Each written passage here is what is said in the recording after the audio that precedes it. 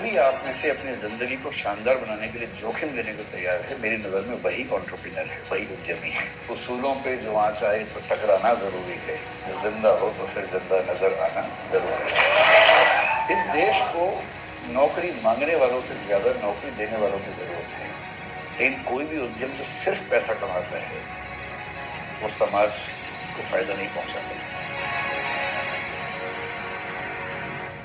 सो विकास दिव्य कीर्ति sir के बारे में मैं आपको कुछ चंद लाइंस में इनका इंट्रोडक्शन देना चाहूंगी। He is an Indian educationist, entrepreneur and founder of Drishti IAS, an institute that provides coaching for civil service aspirants in India.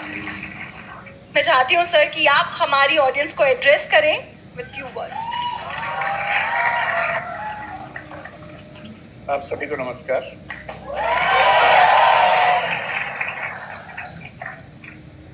सबसे पहले मैं श्री राम कॉलेज को बहुत धन्यवाद देना चाहूँगा कि आपने मुझे इस लायक समझा कि मैं यहाँ पर आऊँ और आप सबसे बात करूँ। और आपके सभी टीचर्स और जिन बच्चों ने मैनेज किया, उन बच्चों की मेहनत और उन बच्चों की हिम्मत की मैं दाद दूंगा। क्योंकि जब उन्होंने पहली बार मुझसे बात की तो मैंने उनसे कहा कि मैं 12 से 14 तारीख को भारत में नहीं हूँ। मैं मिशिगन यूनिवर्सिटी और येल यूनिवर्सिटी के बुलावे पर अमेरिका गया हुआ था कुछ दिनों के लिए, और मुझे 15 की रात को यहाँ आना था। लेकिन वो बच्चे मुझसे मिलने आए, आधा एक घंटा उन्होंने अपने मार्केटिंग और उससे सारा ज्ञान मेरे ऊपर इस तरह से प्रयोग किया कि मुझे अंत में हार के कहना पड़ा कि ठीक है, मैं टिकट कैंसिल करवाता हूँ, जल्दी वापस आता हूँ और आपके सेशन में ज़रूर आऊँगा।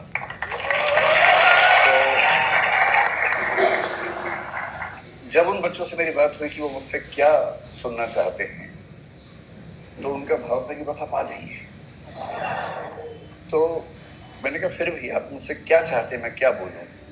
बोले आप जो टॉपिक चाहें वो बोलिए। तो मैंने एक टॉपिक उनको भेजा कुछ, तो फिर उन्होंने 5 भेजे, जिसका भाव ये था कि आप जो बोलना चाह रहे वो तो ठीक नहीं, इनमें से कोई देख लीजिए। वो बड़े अच्छे टॉपिक्स थे और 5 टॉपिक्स बड़े अच्छे थे, जिसमें से एक था पर्पस ड्रिवन एंटरप्रेन्योरशिप, एक था role of ethics in business, एक था role of philosophy in business, एक था stoicism, the importance of stoicism in business. ऐसे करते करते कुछ चीज़ें बताई और बताया कि क्योंकि ये बिजनेस कॉन्क्लेव है तो हम ये ज़रूर चाहेंगे कि थोड़ा सा पर्सपेक्टिव इकोनॉमिक्स पर, बिजनेस पर, इन चीज़ों पर आपका रहे। तो वो टॉपिक्स इतने प्यारे थे और एक डाइवर्सिटी इंक्लूजन पर था। और आज 14 अप्रैल के दिन डॉक्टर अम्बेडकर का जन्मदिन भी है, तो डाइवर्सिटी इंक्लूजन की बात आज के दिन करना तो वैसे ही बड़ा मानीखेज है, मीनिंगफुल है। लेकिन मुझे इस बात का अंदाजा था कि जब हम फेस्टिवल के मूड में होते, जैसे अभी आप लोग हैं, बिजनेस कॉन्क्लेव है, सुबह से आप कई स्पीकर से सुन रहे हैं, और अभी आखिरी सेशन में ये भी होता है कि छूटे तो भागे, छुट्टी का टाइम होने वाला है। स्कूल में जैसे होता था ना कि जैसी टन टन टन बजता था वैसे ही लोग बैग उठा के भागते थे। आपने बैग अपने पैक कर लिए होंगे, उसमें बुक्स बोतल पैक कर ली होगी, तो अब आप इस मूड में होंगे कि जल्दी ख़त्म हो, मामला निपटे। आप लोग Shri Ram college of commerce में पढ़ते हैं, तो मेरे ख्याल से आपके सामने, क्योंकि देश का सबसे अच्छा कॉलेज कॉमर्स का माना ही जाता है और माना ही किया जाता है ही, ऐसे थोड़ा माना जाता होगा। मतलब मेरी समझ ये है कि कोई ब्रांडिंग ऐसे ही नहीं हो जाती है। अगर किसी कॉलेज या किसी व्यक्ति की साख है तो वो साख न तो रातों रात बनती है, न हवा में बनती है, और अगर वो लॉन्ग सस्टेन क्रेडिबिलिटी है तो उसका मतलब है कि उसमें कुछ तो बात होगी, तभी उसकी क्रेडिबिलिटी उस तरह की है। तो मैं जब देखता हूँ आजकल के बच्चों को, नई पीढ़ी को, और मैं उनके जब डायलेमास को समझने की कोशिश करता हूँ, तो मैंने पाया कि उनके सामने सबसे बड़ा डायलेमा ये होता है, स्पेशली उनके दिमाग में जो कॉमर्स या मैनेजमेंट की दुनिया से, जैसे कि आप हैं, कि हम बड़े होने के बाद क्या करें।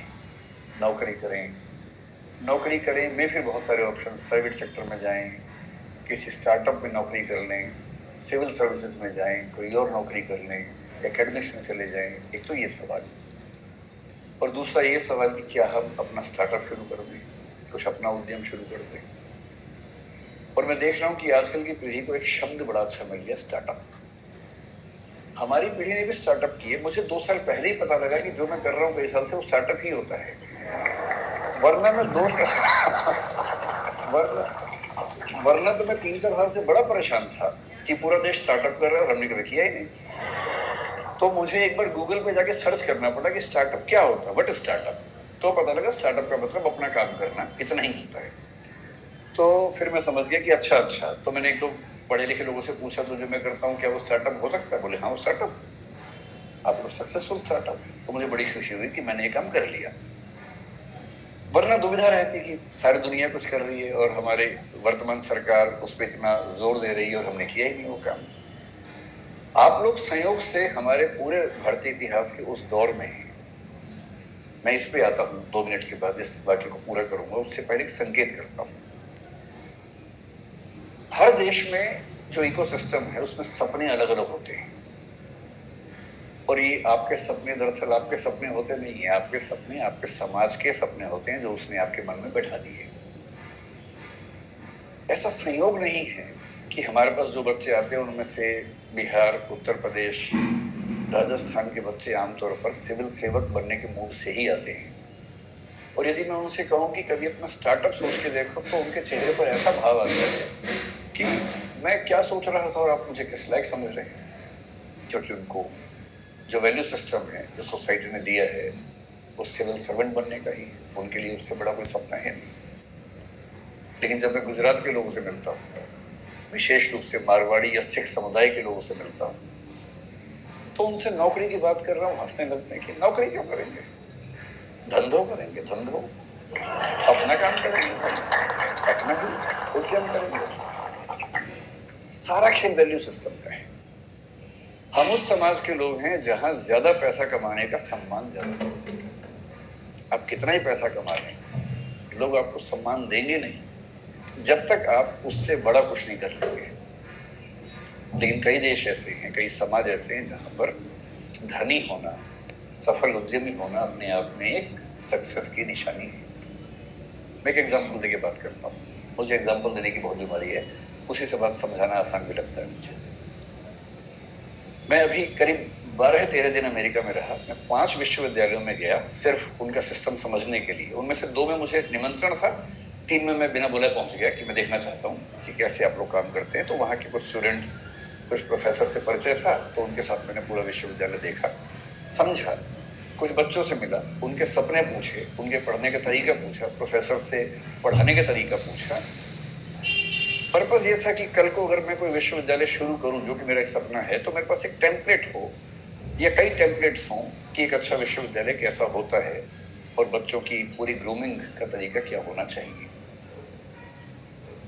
तो उन्होंने सब मुझे बताया। मैंने वहाँ जो बिजनेस पढ़ रहे थे, 1-2 बच्चे जिन्होंने बिजनेस स्टडीज पढ़ा हुआ था मास्टर्स लेवल पर या ग्रेजुएशन लेवल पर, और मैं अच्छे यूनिवर्सिटी की बात कर रहा हूँ, मैं यूटी ऑस्टिन की बात कर रहा हूँ, मैं मिशिगन यूनिवर्सिटी के रॉस स्कूल की बात कर रहा हूँ, मैं कोलंबिया यूनिवर्सिटी की बात कर रहा हूँ, इनकी बात कर रहा हूँ जहाँ पर पढ़ना किसी के लिए बहुत बड़ा सपना हो सकता है। वहाँ जिन लोगों ने बिजनेस स्टडीज की पढ़ाई की, उनसे मैंने खूब बातें की, 1-1, 2-2 घंटे बात की, और अंत में एक कठोर सवाल पूछा। मैंने कहा 2 बातें बताना सीधे सीधे। एक तो ये कि यहाँ से पढ़ने के बाद क्या पैकेज मिलेगा तुम्हें। वो थोड़ा चौंक जाते थे कि कितना सीधा सवाल पूछ लिया। मैंने कहा इसीलिए पूछ रहा हूँ कि मुझे पता तो हो कि यहाँ आप आए तो उसका फायदा है कि नहीं। तो उनमें से कुछ ने, मैं स्पेसिफिक नहीं होऊंगा क्योंकि उनकी प्राइवेसी का मामला भी है, 1-2 लोग जो मास्टर्स में काफी अच्छे लेवल पर थे, पूरी स्कॉलरशिप पर गए हुए थे, उन्होंने बताया कि सर हमने जो यहाँ खर्च किया है, मतलब जो बिना फेलोशिप वाले लोग खर्च करते हैं, वो करीब भारतीय करेंसी में 1.5 से 2 करोड़ रुपए के बीच का खर्चा हो जाता है 2 साल की पढ़ाई करने का। स्कॉलरशिप है तो अलग बात है, नहीं तो इतना खर्चा हो जाता है। तो मैंने कहा उसके बाद होगा क्या। बोले सर हम जो डिग्री कर रहे हैं ना उसकी वैल्यू बहुत ज़्यादा है, तो जब हम उतरेंगे बाजार में तो हम मान के चलते हैं कि हमें 1-8 साल के अंदर अंदर 2 लाख USD का एनुअल पैकेज मिल जाएगा, जिसका मतलब वही 1.5 से 1.6 CR के आसपास का पैकेज मिल जाएगा। और हमारे खर्चे हैं, लोन है थोड़ा थोड़ा, वो सब हम 3 साल में चुका देंगे, क्योंकि खर्चा भी वहाँ ज़्यादा होता है, लेकिन हम साल में 60-70 लाख रुपए बचा लेंगे, 3 साल में सारा लोन चुका देंगे, तो 2 साल की पढ़ाई का बोझ 3 साल में उतरेगा। उसके बाद हम लगभग $2 लाख हर साल कमाएंगे और लगभग $1 लाख साल का बचा लेंगे, जो कि भारत के हिसाब से काफी ज्यादा आय का मामला है। तो वैसे हम बहुत खुश यहाँ नहीं है, क्योंकि सोशल लाइफ वैसी नहीं है हमारी, but still financially we will be so good that we can be happy on that ground. तो मैं उनसे बहुत प्रभावित हुआ। मैंने कहा वाह क्या बात है, आप खूब सफल हों, अच्छे उद्यम करें, और जैसे जैसे आगे बढ़ेंगे फिर तो पता नहीं क्या होने वाला है। बाद में 2 लाख से बढ़ के 2.25 होगा, 2.5 होगा। मैंने कहा सीधे बताओ कि 20 साल बाद कितना होगा। काफी सोच के बोले कि सर जो 2-3% लोग हैं सबसे शानदार, वो 20 साल बाद शायद $3 लाख के आसपास भी आ जाएंगे, 2.5 करोड़ कमा लेंगे। मैं बड़ा खुश हुआ। मैंने कहा चलो भारत का हर बच्चा वहां जाके करोड़पति हो जाए, इससे बड़ी खुशी की क्या बात है। सारा मैं खर्च थोड़ा करेगा, यहाँ भी तो भेजेगा वापस करके। तो रेमिटेंसेस हमारे पास आएंगे तो हम इस बात से खुश हो सकते हैं। फिर कल मैं न्यूयॉर्क में था, तो वहां से जब मैंने टैक्सी पकड़ी JF कैनेडी एयरपोर्ट के लिए, तो मेरी आदत है कि मैं जब टैक्सी में जाता हूँ तो जो टैक्सी ड्राइवर है उससे खूब गप्पे मारता हूँ, आधा 1 घंटा। वो पक जाता है मुझसे बात करते करते। तो मैंने उसको पकड़ लिया।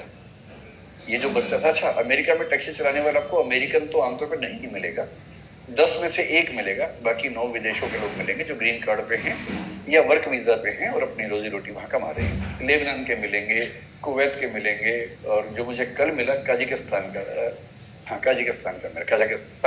का सॉरी मिला। प्यारा सा बच्चा था। मैंने उससे उसका नाम पूछा, अच्छा सा नाम था पर मुझे याद नहीं क्योंकि नाम कुछ अलग किस्म का था। अगर आपको बहुत शौक है तो मैंने नाम नोट कर लिया था, मैं नोट कर लेता हूँ फटाक से, ताकि मैं बाद में केस स्टडी की तरह उसे कहीं कोट कर सकूं, क्योंकि मेरा काम ही ये है कोट करना जगह जगह जाके। तो मैंने देखिए मैंने एक नोट बना रखा है, टेकअवेज ऑफ यूनिवर्सिटी ट्रिप 2020। उसमें जो आखिरी स्टडी है वो है टैक्सी टू JFK एयरपोर्ट। उसका नाम था गाई राटी, 23 साल का बच्चा था, ताजिकिस्तान से। मैंने उसको इंग्लिश नहीं आती थी, ताजिक भाषा आती थी जो मुझे नहीं आती थी, उसे हिंदी भी नहीं आती थी। अच्छा ऐसे में क्या होता है कि इशारों की भाषा में काम चलता है फिर थोड़ी देर के बाद तो, और इशारों की भाषा यूनिवर्सल है। और अंग्रेजी इतनी उसको आ गई थी कि सेंटेंस का स्ट्रक्चर नहीं आता था ना, बाकी तो आता ही था। आई गो ताजिकिस्तान ईयर, तो इतना बात समझ में आ गया था कि साल में 1 बार जाता है। तो इस तरह से सिंटेक्स के बिना जो भाषा काम करती है उस भाषा में काम चल रहा था। तो मैंने पहले उससे पूछा व्हाट्स योर नेम। उसने घूर के देखा, मैं कहा नेम, वो समझ गया नेम पूछ रहा है, तो उसने बताया गायराटी। फिर मैंने कहा एज, तो उसने कहा 23 ईयर्स। भारत में फूफा लोग इतना करने के बाद तो रिश्ता तय कर लेते हैं। तो उसके चेहरे पर भी ये भाव था कि क्या ये रिश्ता तय करने वाला है। तो मैंने उससे कहा नहीं मैं तो कुछ और पूछना चाह रहा हूँ। फिर मैंने कहा गायराटी कब से हो अमेरिका में? उसने कहा 1 ईयर। तो मैंने कहा वीजा कैसे मिला? बोला ग्रीन कार्ड। तो मुझे ध्यान आया कि ग्रीन कार्ड के मामले में डाइवर्सिटी पॉलिसी काम करती है, हर देश के कुछ लोगों को मिलता है, तो उसमें उसको मिल गया होगा। तो मैंने बहुत सहानुभूति के भाव से पूछा, मैंने गारंटी कितना कमा देते हो यार? मुझे लगा बोलेगा बहुत कम कमाता हूँ, इस भाव से थोड़ी सी टिप मिल जाए तुम्हें, और मैं उसको बहुत खुश होकर $10 की टिप दूंगा और एहसान कर दूंगा, मुझे भी खुशी हो जाएगी। तो उसने कहा कि ऑलमोस्ट $400 to $500 एवरी डे। अच्छा भारत का आदमी सीधे 80 से गुणा करता है वहां जाके, जो भी फिगर सुनता है खटाक से गुणा करता है। मैं घबरा गया, भाई ये तो बहुत ज्यादा कमा लेता है, इसका मतलब बहुत ज्यादा कमा लेता है। मैंने कहा अच्छा। फिर मैंने कहा how many days in a week you work? क्योंकि वहां सब 5 दिन काम करे, 2 दिन मस्ती करते हैं। बोले ऑल 7 days। क्योंकि मस्ती तो वहां के लोग करते हैं ना, बाहर से जाते हो तो भविष्य में मस्ती कर